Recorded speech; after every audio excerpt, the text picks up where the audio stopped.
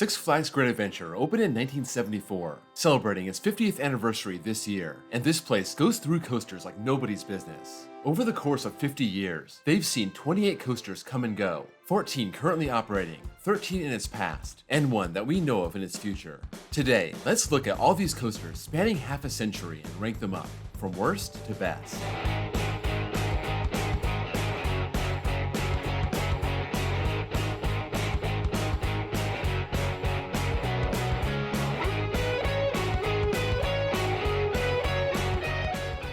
I've been to Great Adventure 6 times, 2008, 2015, 2018, 2019, 2021, and 2024. Therefore, I have not ridden every coaster in the park's history, but in a lot of cases, I've ridden a coaster just like it, or I've ridden the coaster after it moved to another park. In other cases, I just have to guess, so if you have any disagreements, let me know in the comments. Also, if you're interested in the full history of this park, I just made a full documentary celebrating the park on its 50th anniversary. Check that out in the links down below. Number 28. Jumbo Jet, a Schwarzkopf jumbo jet, built in 1975 and never opened. It's weird, they went through the trouble of building this coaster, but tore it down before it ever opened. This jumbo jet model had 9 installations, very portable, and most of these have moved around. It's the same model as New Beast at Alton Towers, or Glissade at Busch Gardens Williamsburg. These look like fun rides, but I have to put it last because it never even opened at Great Adventure. This resurfaced in 1982 at the Canadian National Exhibition, and again in 1989 at France's Amigoland. This is only one of 2 jumbo jets still in operation. Number 27. Little Thunder, a Molina & Sons kiddie coaster, opened in 1976, closed in 1983. This opened as Screamer and used that name until 1979, changing to Little Thunder once Rolling Thunder opened. It was your basic oval kids coaster, and as far as I can see, it was not relocated after leaving Great Adventure. Number 26. Little Devil Coaster, a Zamperla gravity coaster, opened in 1999. This was part of the huge influx of rides in 1999. One of 3 coasters to open that year, and it's your very standard Zamperla Kids coaster model with a drop, a helix, and a turn back of the station. This closed after the 2019 season when the park was building Jersey Devil, but it found a new spot in the park, and like Little Thunder, was renamed to be the junior version of the park's newest coaster, now known as Little Devil since 2021. Number 25. Viper, a Togo mega coaster, opened in 1995, closed in 2004. Possibly the most maligned coaster in Great Adventure history. This opened with a lot of fanfare. It was the first so-called Heartline coaster, also called a spinning coaster. The way the train would go into is 2 inversions, the dive loop and the Heartline roll, starting with an 88-foot drop and almost 1,700 feet of track. It even had extra steel rings around the track, helping its Viper theme and also giving it the appearance of the coaster it replaced, Ultra Twister. It was a one-of-a-kind experience, but it didn't take long for people to start to complain, this getting rough and painful for its riders. After 10 seasons, the park pulled the plug, replacing it with El Toro. Number 24. Alpenblitz, a Schwarzkopf Alpenblitz, opened in 1976, closed in 1978. 9 of these have been built, the only one still in operation being in India, and this uses a power track to help get it around a figure-8 layout, staying very low to the ground, and this portable coaster served 3 years and was removed. I don't show that it moved anywhere, but it's possible it was sold to a traveling fair circuit. They also removed it to make room for their new for 1979 walkthrough attraction, the Haunted Castle. Number 23. Big Fury, a Pinvari Cyclone, opened in 1974, closed in 1977. This opened late in the park's first season, your typical fair-style portable coaster, using 4-person cars, having small drops, big turns, and a helix. You can find these all over the place, but if you want to ride this specific one, it's believed that coaster at Denver's Lakeside Amusement Park is the same ride. This hopped around to 4 different parks beforehand, but it's still operating to this day if you want to ride a part of history. This was located where Justice League is now. Number 22. Shockwave, an Intamin stand-up, opened in 1990, closed in 1992. Six Flags had their ride rotation program in the 80s, and this was part of it. This opened at Magic Mountain in 1986, moved here in 1990, and after 3 seasons, moved on to Astroworld where it stayed until the park closed down. This was a very early Intamin model, 90 feet tall, 85-foot drop, 2,300 feet of track, and just 1 inversion, a vertical loop after the first drop. This would mostly be made up of swooping turns and a helix, built on a compact rectangle plot of land so it could be moved over and over again. After Astroworld closed in 2005, the pieces were sent to Darien Lake, but it was never rebuilt. Number 21. Harley Quinn Crazy Train, a Zero Tivoli, opened in 1999. The second of 3 coasters that opened in 1999, this was their mid-level coaster, not for small kids, but geared towards the whole family. This changed names after the Joker moved in next door in 2016. Before that, it was known as Blackbeard's Lost Treasure Train, having a long 20-car train that seats 40 riders, only 26 feet tall and 22 miles an hour, just shy of 1,200 feet of track. Pretty much nothing but turns, twisting over and under itself, not able to move very fast given how long the train is. It's a nice smooth ride that everyone can enjoy. Number 20, Skull Mountain, an intimate indoor family coaster, opened in 1996. It's hard to miss this ride, even though it's inside. It's inside that giant rock building with a human skull on top of it. This ride is pretty mild despite its menacing facade. 41 feet tall, 33 miles an hour, just under 1,400 feet of track, dipping and twisting around in the dark, but you do get some strobe lighting that makes the whole ride feel like a rave. There isn't much theming inside. You see a skull in the final brake run and that's it. For what it is, it's fun. You might even get some airtime in the back row over that first drop. Number 19, Joker, an S&S free spin, opened in 2016. This was announced as Total Mayhem, supposed to be orange and red, but over the offseason they changed course and this became the first Joker-themed free spin. You sit on either side of the track, rise up a vertical 120-foot lift, and go into a series of hills and hairpin turns, the seats rotating on their own axis, and every ride is going to be different. Nothing is controlling that spinning except gravity. It's a very short ride, but it can put your body through some extreme forces. Number 18, Dark Knight, a Mock Rides Wild Mouse, opened in 2008. This opened as Six Flags was on the verge of bankruptcy, trying to find a cheap and effective ride. This themed to the blockbuster Dark Knight movie that opened that year. The cube is well themed, it has elements of the movie inside, and the first quarter of the ride has decent theming on the walls. After that, it's pretty much Wild Mouse in a box. That's a missed opportunity, but I do love how fast this runs. It has very light trim, so you're flying to those turns and those drops. Ignore the lazy in-ride theming, enjoy the forces. Number 17, Wild Rider, a Schwarzkopf Wildcat, opened in 1978, closed in 1980. This replaced Big Fury, that being where Justice League is now, and it was a similar ride, just one step better. This 54-meter version has 16 clones around the world, 5 of them still operating today, and the one in America is one I just rode, Wildcat at Adventure Park USA. These have very thin rails but usually run smooth. 44 feet tall, 1,500 feet of track, big drops, drawn out turns, ending in a helix, and I think you can't go wrong with a Schwarzkopf Wildcat. After this left the park, I'm not sure what happened to it. It may have been sold to a fair circuit. Number 16, Sarajevo Bobsled, an Intamin bobsled, opened in 1984, closed in 1988. This opened to celebrate the 1984 Winter Olympics. Magic Mountain getting a similar model, this riding in cars that don't attach to the track, they just roll free in a trough. 64 feet tall, 35 miles an hour, 1,500 feet of track. It may be interesting to look at, but it doesn't seem like it does much. From my experience, these bobsleds are out of control. When those cars pick up speed, dip down and turn, it almost feels like it jumps the track.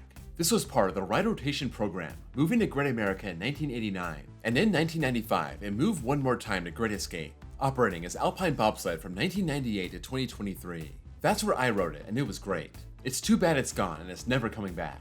Number 15, Great American Scream Machine, an Aero Mega Looper, opened in 1989, closed in 2010.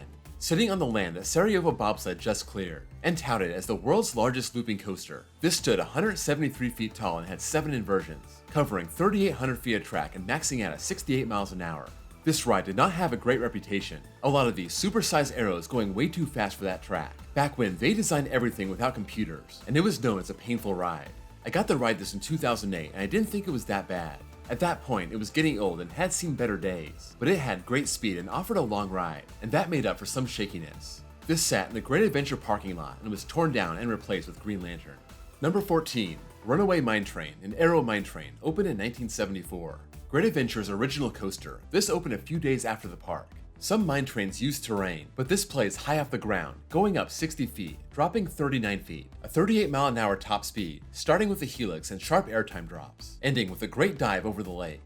On the surface, it doesn't look like a great mine train, but it has forces that make it top tier. Absolutely one of the best I've ever ridden. Number 13, Ultra Twister, a Togo Ultra Twister, opened in 1986, closed in 1988.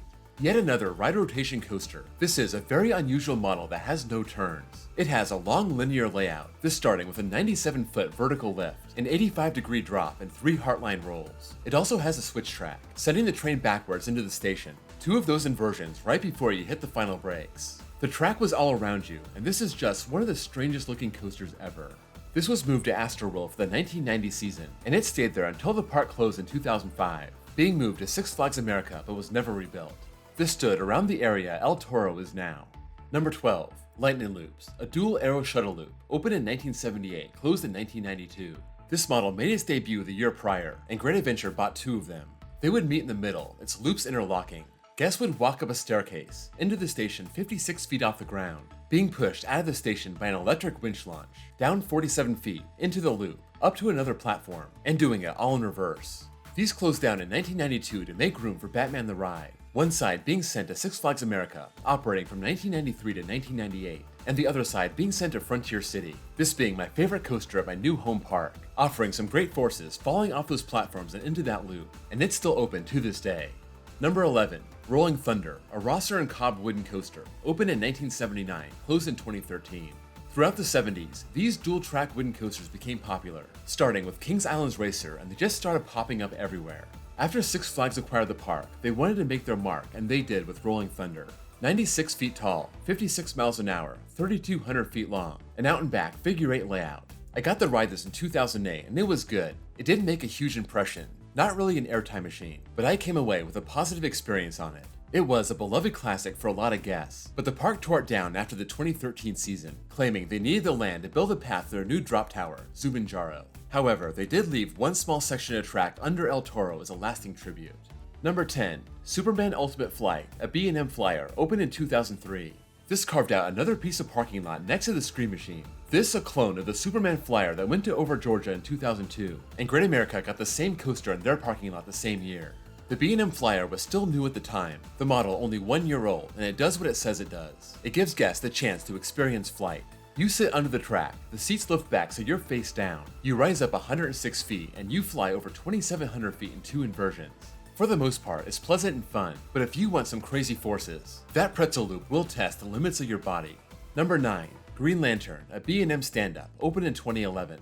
This started at Kentucky Kingdom as Chang, but as that park was having problems and ended up being abandoned in 2010, Six Flags started moving its rides. The 154-foot tall, 4,100-foot long, 5-inversion stand-up coaster found its way to Jackson, New Jersey, taking over for the Scream Machine.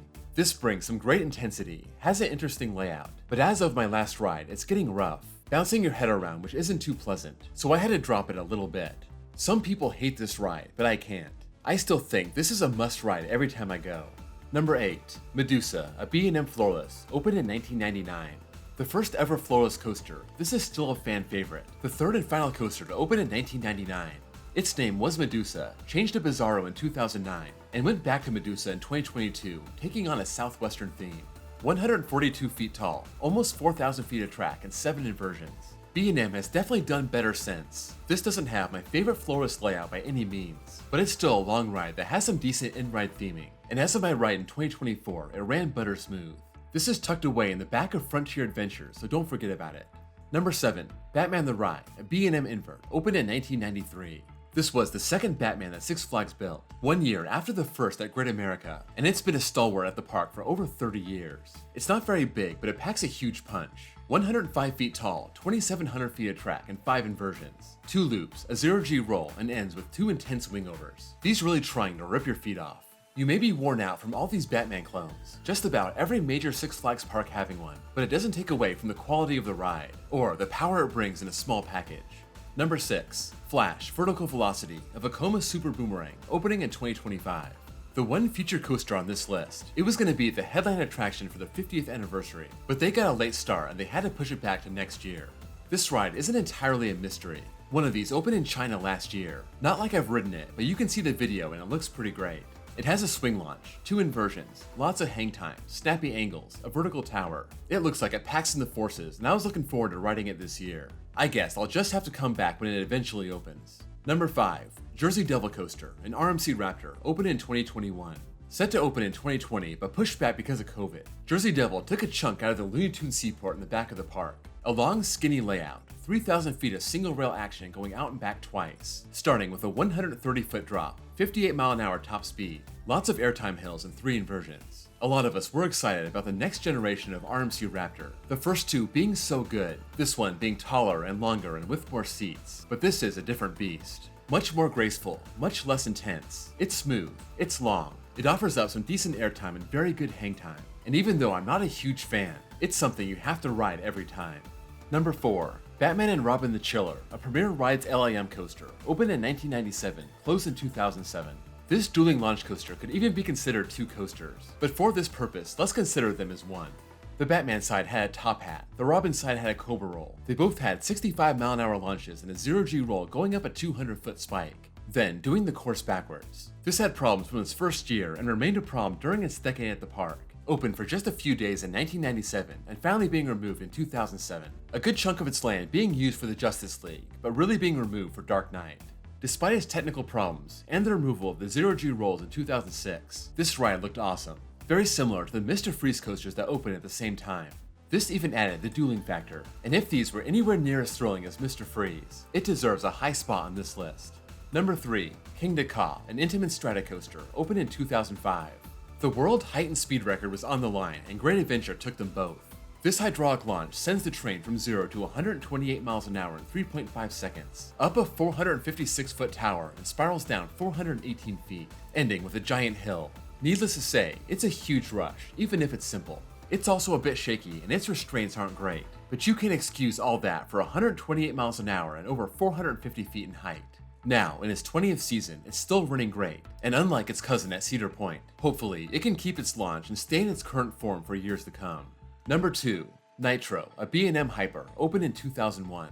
In the late 90s, the B&M Hyper became the new big thing, and 2 years after the first two made their debut, Nitro would rise in the back at Great Adventure. This has a 230-foot lift, 215-foot drop, almost 5,400 feet of track, 80-mile-an-hour top speed, and it's a great mix of flow to air to start, bone-crushing G's in the middle, and ejector airtime to finish.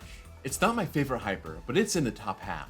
It doesn't have a boring cookie-cutter layout. It's set out on its own plot of land away from the park, using an L-shaped layout, and if you happen to be an airtime junkie like me, this is something you can ride all day. Number 1. El Toro, an Intamin prefabricated wooden coaster, opened in 2006. As soon as I hit the brakes on this coaster the first time I went to Great Adventure in 2008, I knew I found my new number 1. Opening the year after King Ka, using Viper's plot of land and even Viper's old station, this wooden coaster has track that's laser cut in a factory, giving it a nice smooth ride. A cable lift that rockets the train up 181 feet, one of the most insane drops ever at 176 feet and 76 degrees, 2 masterful ejector-filled camelbacks, one of the strongest airtime moments in the world with a so-called Rolling Thunder hill. This one going over the tribute to Rolling Thunder, ending with a snappy low-to-the-ground section. It's not a perfect coaster, there are some dead spots, but those elite moments are so high on my list of favorite elements, this has to be number 1. It's had some issues in recent years. It had the back car partially derail in 2021, had a structural issue in 2022 that caused a pothole, and it's been getting rougher year after year, so someday another coaster has a real shot at dethroning El Toro. But for now, Toro is king, 18 years later, and still one of the craziest ride experiences in the world. So there you go, all 28 coasters in Great Adventure's history ranked from worst to best. Let me know what you think, where you agree or disagree, and any experiences you have with these coasters that you want to share. Sound off in the comments below. If you enjoyed this video, please drop a like, and if you're new here and love coasters, please give me a sub. I have a playlist with more videos in this series. If you want to see the full documentary on the history of this park, check out my links below or click the card on my end screen. Also, check out my second channel where I post copyright-free off-ride footage. Thank you all for watching, and I'll see you all next time.